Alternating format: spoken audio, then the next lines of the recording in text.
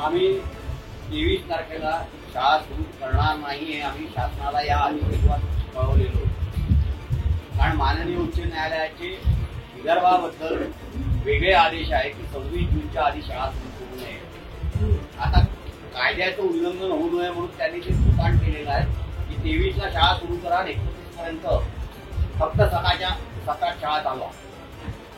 पण आमचे जोपर्यंत आर्थिक निर्णय आणि इतर निर्णय जे आहेत, बहुतेक आमचे विजेचे दर, आमचे मालमत्ता कराचे दर आणि आम्हाला आमचं जे थकीत वेतन अनुदान आहे आणि आरटीएचे पैसे, साधारणतः 4,000 कोटी रुपये आरटीएचे पैसे शासनाकडे थकीत असताना त्यांनी यावर्षी फक्त 240 कोटी रुपये दिले आणि तेही 240 कोटी रुपये यांना देताना आमच्या वेतनेतर अनुदानाचे पैसे त्या ठिकाणी ट्रान्सफर केले.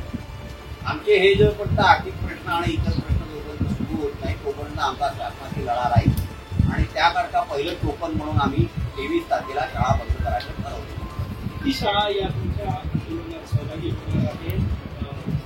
आकडा मी तुम्हाला निश्चितरित्या सांगू शकत नाही, पण आमच्या जे महामंडळाचे सगळे सभासद आहेत आणि ज्या शाळा आहेत त्या सगळ्या शाळा याच्यामध्ये पार्टिसिपेट होणार आहेत.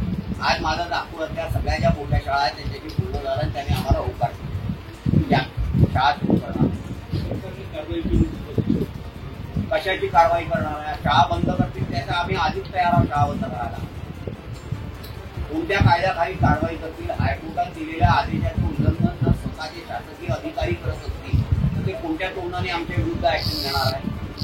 याच आंदोलनाचा एक मोठा भाग म्हणून पुढील महिन्यात राज्यभरातील शाळा बंद करायचा निर्णय आमची चर्चा, आम्हाला चर्चेला बोलावलं नाही, आमच्या मागण्यांचं हे झालं नाही तर आम्ही पुढच्या महिन्यामध्ये शाळा बंद करायचा आंदोलन करू.